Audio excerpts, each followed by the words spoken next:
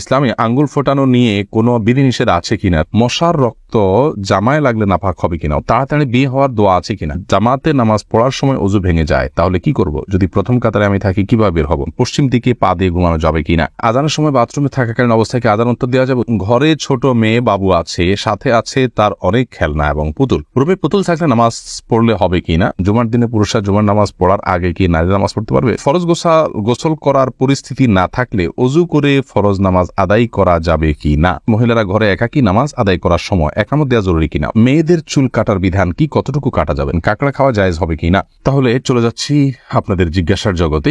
SK MD Farid জানতে চেয়েছেন মশার রক্ত জামায় লাগলে নাপাক হবে কিনা, উত্তর হলো না, মশার রক্ত জামায় লাগলে নাপাক হবে না এবং মাছের যে বিষয়টি মশার বিষয়টি একই। এরপরে ইসরাত বর্ণা আপনি জানতেছেন আজানের সময় বাথরুমে থাকাকালীন অবস্থায় আজান উত্তর দেওয়া যাবে, উত্তর হলো না, বাথরুমে যেহেতু আল্লাহর নাম নেওয়া এবং জিকির করা হাদিসে নিষেধ রয়েছে, অতএব আপনি বাথরুমে বসে এই কাজটি করতে পারবেন না, বরং সেখানে বসে যথাসম্ভব আপনি মনে মনে জিকির করতে পারেন। বের হয়ে যদি আজান পান তাহলে সেক্ষেত্রে আপনি বের হওয়ার উত্তর দিতে পারেন। আব্দুল্লাহ মামুন জানতে চেয়েছেন মহিলারা ঘরে একাকী নামাজ আদায় করার সময় একামত দেওয়া জরুরি কিনা, উত্তর হলো না, একামত দিতে হবে না। সুবাইরা সাবেদ পপি আপনি জানতে চেয়েছেন এমন কোন আমল আছে কি যেটা সারা রাত আমাদের শয়তান এবং খারাপ জিন থেকে হেফাজত করবে, সূরা বাকারার আপনার আয়াতুল কুরসি যেটি আছে সেটি আমাদেরকে শয়তান থেকে ইনশাআল্লাহ নিরাপদে রাখবে। এছাড়া 3 কুল সূরা ইখলাস, সূরা ফালাক, সূরা নাস 3 বার রাতে পড়ে শুবেন, ইনশাআল্লাহ শয়তান থেকে আল্লাহ তাআলা আপনাকে আশ্রয় রাখবেন।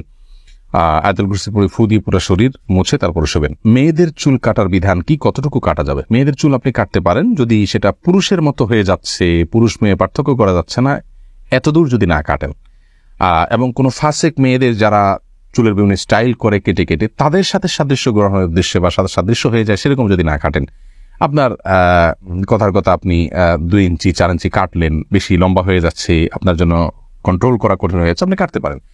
উম্মুল মুমিনিনদের কেউ কেউ চুল কেটেছেন, এটি বিশুদ্ধ হাদিস দ্বারা প্রমাণিত, অতএব এইটুকু আপনি কাটতে পারেন। কিন্তু কাটতে কাটতে যদি একেবারে পুরুষের মতো করে ফেলেন তাহলে সেটা উচিত নয়, কারণ পুরুষের সাথে সাদৃশ্য গ্রহণকারী নারীদের প্রতি আল্লাহ লানত বর্ষিত হয়েছে, ঠিক একইভাবে মেয়েদের সাথে সাদৃশ্য গ্রহণকারী পুরুষদের প্রতিও আল্লাহ তাআলার লানত বর্ষিত হয়েছে। তাসলিমা আক্তার জানতে চেয়েছেন মাছের আইশ বা রক্ত কাপড় লাগলে নামাজ হবে কিনা, মাছের রক্ত কাপড় লাগলে নাপাক হবে না, এটা শরিয়ার দৃষ্টিকোণ থেকে এটা আসলে রক্ত নয়, অতএব এই রক্ত যদি আত্মাচারা প্রবাহমান নয় বিধায় এই রক্ত কাপড়ে লাগলে নামাজ হবে, কোনো অসুবিধা নেই, আইশ লাগলে তো হবেই, কোনো অসুবিধা নেই।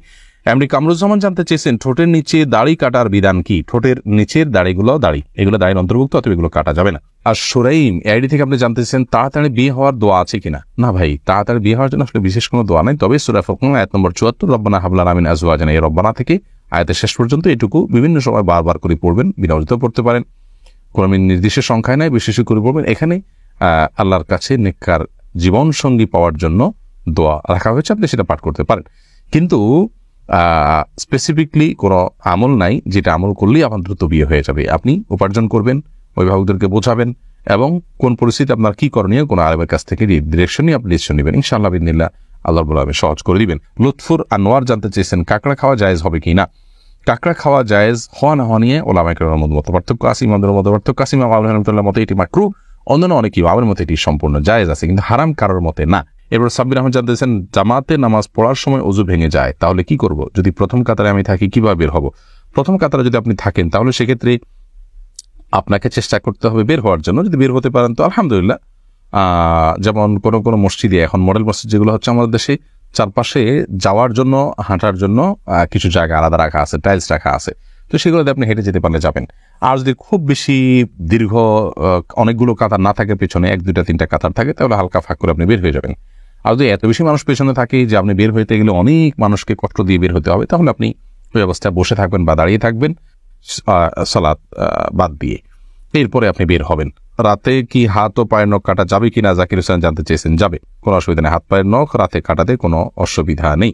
শাহাবুদ্দিন সরকার জানতে চেয়েছেন ফরজ গোসল করার পরিস্থিতি না থাকলে ওযু করে ফরজ নামাজ আদায় করা যাবে কি না। পরিস্থিতি নাই বলতে কি, যদি এমন হয় আপনি যেখানে আছেন সেখানে দীর্ঘ 2-3 মাইল এরিয়া পর্যন্ত কোনো পানি নেই, অথবা আপনি পানি আনতে পারেন সেরকম কোনো ব্যবস্থাপনা নাই, পায়ে হেঁটে মাইল যাওয়া ছাড়া উপায় নেই, তাহলে সেক্ষেত্রে আপনি তায়াম্মুম করতে পারেন, অল্প পানি থাকলে যদি আপনি ওযু করলেন।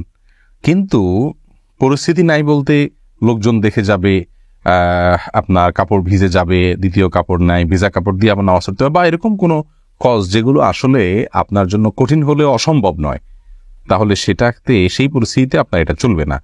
আর ফরজ গোসলের বিপরীত হলো মূলত তায়াম্মুম। যদি করতে না পারেন তাহলে সেক্ষেত্রে আপনি তায়াম্মুম করবেন। মাহমুদুল হাসান লিজন জানতে চেয়েছেন পশ্চিম দিকে পা দিয়ে ঘুমানো যাবে কিনা, কেবলার দিকে পা দিয়ে ঘুমানো যাবে কিনা। পশ্চিম দিকে বলতে আমাদের জন্য পশ্চিম দিকে, কিন্তু যারা পশ্চিমা দেশগুলোতে আছেন তাদের জন্য অন্য কোনো দিকে হবে। অতএব যে যেখানে আছেন তার জন্য কেবলার দিকে পা দিয়ে ঘুমানো যাবে এলো প্রশ্ন। এই প্রশ্ন উত্তর হলো যে কোনো হাদিসে আসলে কেবলার দিকে পা দিয়ে ঘুমাতে নিষেধ করা হয়েছে এরকম কোনো হাদিস কিন্তু নেই, পাই না আমরা। অতএব কেবলার দিকে পা দিয়ে ঘুমানো মৌলিকভাবে কোনো হাদিসে নিষিদ্ধ কোনো বিষয় নয়। তবে যেহেতু কেবলা সেদিকে আছে, আমার কাছে যদি খারাপ লাগা কাজ করে কেবলার প্রতি শ্রদ্ধার জায়গা থেকে, তাহলে সেক্ষেত্রে অন্যদিকে আমি পা দিয়ে ঘুমালাম, শোলাম, সেটা ভালো, উত্তম। সঞ্জিদা সিরাজ আখি জানতে চেয়েছেন জুমার দিনে পুরুষরা জুমার নামাজ পড়ার আগে কি নারীরা নামাজ পড়তে পারবে না? পারবে, কোনো অসুবিধা নেই, ওয়াক্ত হলে তারা নামাজ পড়তে পারবে। সুবর্ণ আপনি জানতে চেয়েছেন ঘরে ছোট মেয়ে বাবু আছে, সাথে আছে তার অনেক খেলনা এবং পুতুল, রূপে পুতুল থাকলে নামাজ পড়লে হবে কিনা? আমি কনফিউজড আছি, উত্তর অপেক্ষা করব। বোন রাবেয়া রাসূল আকরাম সাল্লাল্লাহু আলাইহি সাল্লামের বাসায় আম্মা আয়েশা রাদিয়াল্লাহু তাআলা আনহা পুতুল নিয়ে খেলা করেছেন এবং আরো নবী সাল্লাল্লাহু আলাইহি ওয়াসাল্লামের বাসায় গিয়েছেন, পুতুল নিয়ে বাচ্চারা খেলেছেন, এরকম প্রমাণ পাওয়া যায়। এর উপর ভিত্তি করে অনেক উলামায়ে কেরামের বক্তব্য হলো যে বাচ্চারা যদি পুতুল নিয়ে খেলা করে তাহলে সেটা জায়েজ রয়েছে, শুধু খেলার জন্য, এটাকে শো পিস হিসাবে রাখার জন্য নয়, শোকেসে প্রদর্শন করার জন্য নয়, খেলা করলো, খাট চোখের নিচে পড়ে থাকলো, বাস এইটুকু করাতে কোনো অসুবিধা নেই, এটা অনেক উলামায়ে কেরাম বলেছেন। আবার অনেক উলামায়ে কেরামের মতে শোপিস এই খেলনা যদি পুতুল যদি এরকম হয় যে তার পরিপূর্ণ অবয়ব বোঝা না যায়, যেমন বাচ্চারা খেলনা নিজেরা তৈরি করে, জাস্ট আপনার একটা কাপড়ের অংশ দিয়ে কল্লার হাত বোঝা যায়, কিন্তু চোখ কান মুখ নাক এরকম আলাদা করে তার প্রতিটা অঙ্গ স্পষ্ট বোঝা যায় না, পূর্ণাঙ্গ অবয়ব বোঝা যায় না, তাহলে সেরকম পুতুল রাখাতে অসুবিধা নেই। তো নামাজ হয়ে যাবে, নামাজ হওয়াতে কোনো অসুবিধা নেই, কিন্তু যথাসম্ভব এগুলো অ্যাভয়েড করাটাই হলো ভালো এবং তাকওয়ার দাবি। এস এম মঈদ আপনি জানতে চেয়েছেন ইসলামে আঙ্গুল ফোটানো নিয়ে কোনো বিধিনিষেধ আছে কিনা, দয়া করে উত্তর দিলে উপকৃত হব। সালাতের মধ্যে নামাজরত অবস্থায় আঙ্গুল ফোটানো নিষেধ আছে। এটা একটা হলো এটা নামাজের মনোযোগের খেলাফ। নামাজের মধ্যে যে আমাদের খুদু অবলম্বন করতে হয়, একেবারে একাগ্র চিত্তে এবং আপনার ধীরস্থির এবং আপনার স্থির ভাবে সালাত আদায় করতে হয়, সেই স্থিরতার খেলাফ এই আঙ্গুল ফোটানোটা, এই জন্য এটা হাদিসে নিষেধ আছে এবং এটাকে মাকরু বলা হয়েছে। তবে মৌলিকভাবে আঙ্গুল ফোটানোটা যেহেতু অস্বাস্থ্যকর একটি বিষয় এখন আমরা বিজ্ঞান থেকে এটি জানতে পারি, অতএব প্রয়োজন ছাড়া বা প্রয়োজন ছাড়া বলতে এই সালাতের বাইরেও আপনার আঙ্গুল ফোটানো অনুচিত, কিন্তু শরীয়তে বা বিধিনিষেধটা শুধু সালাতের জন্য রয়েছে। সালাতের বাইরে কেউ আঙ্গুল ফোটালে সেটি নিষেধ হবে এরকম কোনো কথা